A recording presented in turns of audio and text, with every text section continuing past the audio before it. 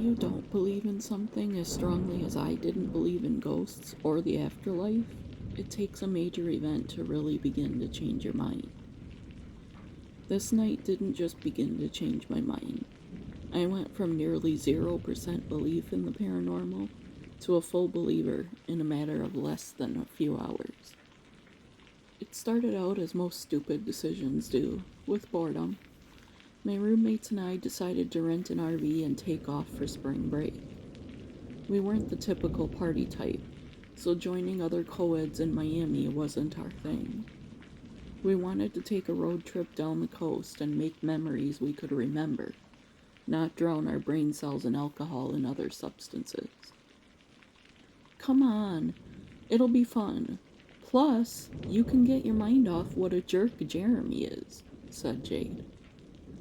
Yeah, and we can bring all the pictures of him and burn them along the way when we make campfires, I said. Fine, but I'm not driving. That's on you two, Jess said, rolling her eyes. And we're not burning all the pictures. We need time to burn his favorite hoodie, too, she added. The first mistake we made was not making a more solid plan. We were college students. We didn't know a thing about planning and packing for an entire trip this size. The second mistake we made was putting Jess in charge of renting the RV. When I say she overdid it, I mean this RV had a master bedroom, full shower, marble countertops. She clearly didn't account for the fact that we were 3 college students living on ramen noodles and campus cafeteria food. Plus, none of us were nearly experienced enough to drive this thing. It was huge. And the third mistake we made, perhaps the biggest, was following through with the trip. We left on a Friday morning, taking my car to the RV rental place. Are you kidding me, Jess? This thing is a house on wheels. It's actually about the size of the trailer house my parents owned when they were my age, I said. My bad. I didn't understand what the measurements were. It's not like I could drop what I was doing to come here and look at it. It just said luxury and I wanted us to ride comfortably, she said. I don't even know if I can drive this land yacht, Jade said, half laughing, half in exasperation. We climbed in, threw our suitcases in the back bedroom, and listened to what the employee was telling us about how to operate it, and how to hook it up to the sewer and electricity if we wanted. I knew Jess wasn't going to listen, so it was up to Jade and I to take notes. I cannot believe this is what we're going to be hitting the open road in, Jade said, firing it up. Luckily, she had experience driving her family's RV on trips when she was learning to drive, and after she got her license. But this thing was on another level compared to her parents' modest RV. We hit the road around noon, eager to get the adventure started. Our first non-rest stop was going to be at a national park along the way. We planned to sightsee, hike, and stretch our legs, take pictures, and enjoy the scenery. Not even 10 minutes down the road, we heard Jess scream in the back. Don't pull over, I'll go back and see what her problem is. She probably dropped something on her toe again like the other night, I said, rolling my eyes. Jess was standing in the bathroom doorway, staring intently into the bedroom. Jess, what is it? I said, noticing she looked shocked. I think I just saw a ghost, she said. Oh my God, Jess. I thought something was seriously wrong. Don't scare me like that, you jerk, I said, laughing. No, really. I went to stretch out on the bed. I felt like I was being watched, and I opened my eyes. And I swear I saw a shadowy figure, she said. I reported back to Jade. It's just Jess being Jess. So highly dramatic and chaotic? Got it, Jade said. Jess wanted to switch spots and sit up front, saying she was too uneasy to be in the back alone. I was tired anyway, so I gladly traded off with her.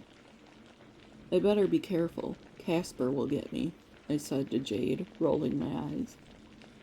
Well, tell Casper to bring some of his cute ghost friends. We'll have a paranormal party, Jade replied.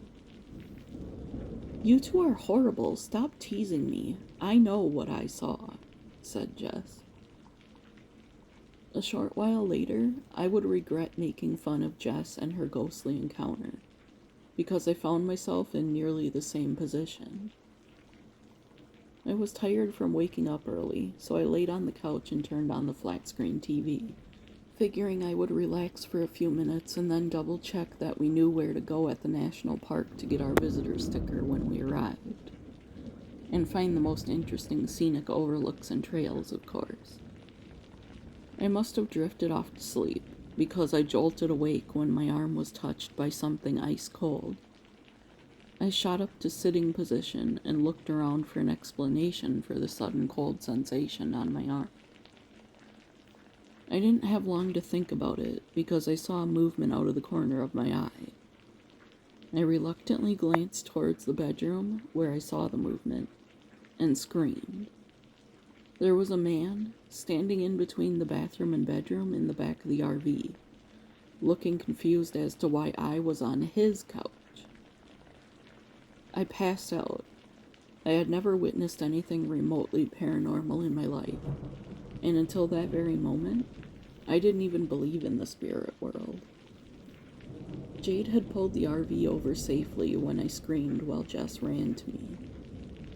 When I came to, both girls were looking down at me, asking if I was okay, concern written all over their faces. I'm sorry, was the first thing I said. Don't apologize for passing out, Jade said. No, Jess, I'm sorry. I believe you now, I said, tears forming in my eyes. We turned the RV around. At this point, we were less than an hour down the road. We dropped it off back at the rental place, knowing we would still have to pay for the entire week. None of us cared at that point. Instead of the road trip, we headed back to the dorms and had a sleepover of epic proportions, with pizza, Chinese food, too much caffeine, ice cream sundaes, and so many rom-coms, even we were sick of them by the end of the week. We didn't need to leave to make memories, and we certainly never forgot that week. It's always the non-believers that get it the worst, I swear. I've always believed in the paranormal, but I've had friends and family who didn't until they had very profound experiences like yours. Honestly, the dorm sleepover sounds like more fun than driving around in an RV and being rushed to make memories at different stops anyway. Thank you for sharing your story. If you have a paranormal story, email it to the address in the description below. Don't forget to like the video and subscribe. And with that, see you tomorrow, friends.